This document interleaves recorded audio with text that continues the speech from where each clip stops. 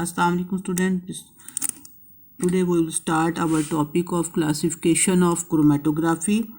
The chromatography can be classified on the basis of the phenomena, partition or the adsorption.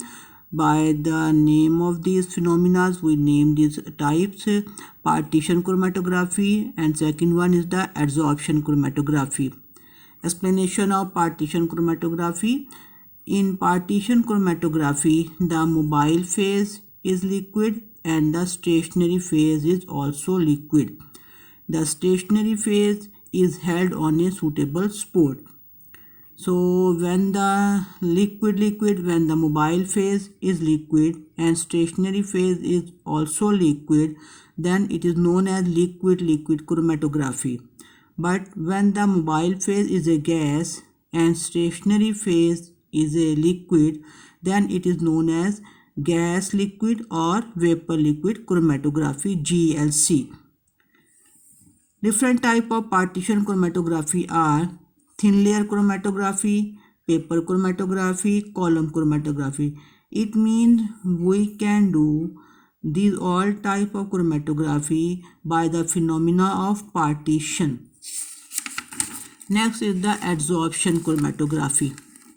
Adsorption chromatography is little bit different from the partition chromatography, as they will have solid stationary phase and the mobile phase will be liquid or gas, but the stationary phase will be solid. When the mobile phase is liquid, it is called as liquid solid chromatography. When the mobile phase is gas, it is called as gas solid chromatography, GSC. On the basis of the phenomena of adsorption, we can also do the chromatography in all these types: thin layer chromatography, paper chromatography, column chromatography. We can do these chromatographies by the phenomena of adsorption also. Ion exchange chromatography can also be done by the phenomena of adsorption. Gel filtration can also be done by the phenomena of adsorption. Now we will give the brief description of the important types. First is the thin layer chromatography. T is for thin, L is for layer, C is for chromatography. It is generally speaking we say TLC. In this chromatography, as we know that it is a thin layer chromatography, in this chromatography we use glass plates, and these glass plates will serve as stationary phase, but we will use some adsorbent which will be pasted over the glass plate. So glass plates will be made as a stationary phase. When these will act as a support, glass plate will act as a support and adsorbent will be pasted over it. And the development of chromatogram takes place as the mobile phase percolates through the adsorbent. Percolates means pass through. When the depending upon the preparation of the plate. Preparation of plate means when you can either use the adsorbent in the dry form or you can use the adsorbent in the slurry form. When you use the adsorbent which will you paste on the glass plate in the dry form, or you can say solid adsorbent, then this is known as thin layer adsorption chromatography. But when you will use the adsorbent in the slurry form, then you will call it thin layer partition chromatography. The adsorbent generally used are silica gel or alumina. You will make the paste of silica gel and alumina and will put over the glass plate. Next is the paper chromatography. The paper chromatography, the separation of mixture of substances is done by the flow of solvents on a specially designed filter paper. Here you will use all simple filter paper, but in TLC you have used the glass plates and adsorbent was pasted over that. But in this case we use simple filter paper. Stationary phase is the water present in the cellulose of the filter paper, and mobile phase is an organic solvent which is either miscible or partially miscible with the stationary phase. Mobile phase is miscible or partially miscible with the stationary phase.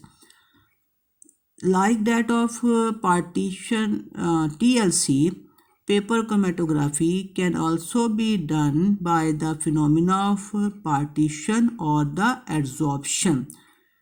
If the paper which is used as a stationary phase is used in simple form, then the trapped water in the cellulose of filter paper act as a stationary phase. So it is called as paper partition chromatography. If the filter paper is impregnated, means if you will do any work over that you can paste the slurry over that filter paper, or if the filter paper is impregnated with an adsorbent such as alumina or silica act as stationary phase, then this technique is called as paper adsorption chromatography. It means at this stage the stationary phase will be solid, but when the paper partition chromatography is, then the stationary phase will be the liquid. Liquid will come from the trapped water which was in the cellulose of the filter paper. So paper partition chromatography is the liquid chromatography. Paper adsorption chromatography is the liquid solid chromatography. Next is the column chromatography. It is a separation process involving the uniform percolation of liquid solute through a column packed with finely divided material. It means a column like that of burette, as is shown here. Such type of column, we will pack this column in this form. Here the adsorbent will put and the solvent will run over it in this column. So it is a column chromatography involves either the adsorption phenomena, partition phenomena, or the ion exchange phenomena. It means we can do column chromatography either by these any one phenomena. In adsorption column chromatography, column is packed with dry powdered adsorbent. This dry powdered adsorbent in this form, and substances are preferentially adsorbed by adsorbent packed in the column. In partition column chromatography, the components of the mixture distribute themselves in different ratio between two different solvents. The column is packed with silica gel or cellulose which contains significant amount of water. It means in partition column chromatography, you will use the stationary phase in the liquid form. Liquid form means in the slurry or paste form, and in the adsorption column chromatography, you will use the stationary phase in dry powdered form. Next is the ion exchange chromatography.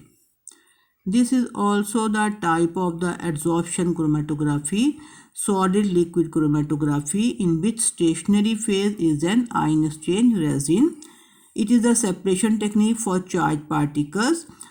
In the ion exchange indicate that exchange of ion will take place from the sample to the adsorbent, like that in this form. It can be in the form of cation exchange or ion exchange. In cation exchange, R, which is the ionic site of exchanger, it is present on the adsorbent. R is present with the mobile phase ion R, Y positive, and it will be exchanged from the sample line like that of X positive. Exchange of partner will take place, and at the end it Rx will be formed and Y positive will left behind. When it is an ion exchange, then the R, the ionic site of exchanger, come from the adsorbent, it will make partnership with the mobile phase ion RY and will exchange by the sample ion X negative. So this is the exchange of the negative ion, so it is called anion exchanger. Here is the exchange of the positive ion, it is called as cationic exchanger. So X is the sample ion, Y is the mobile phase ion, R is equal to ionic site of exchanger. So this ion exchange chromatography is called as, for cationic exchanger the resins used are called cation exchange resins, whereas for anion exchange the resins used are called anion exchange resin. Thank you. This is all about today.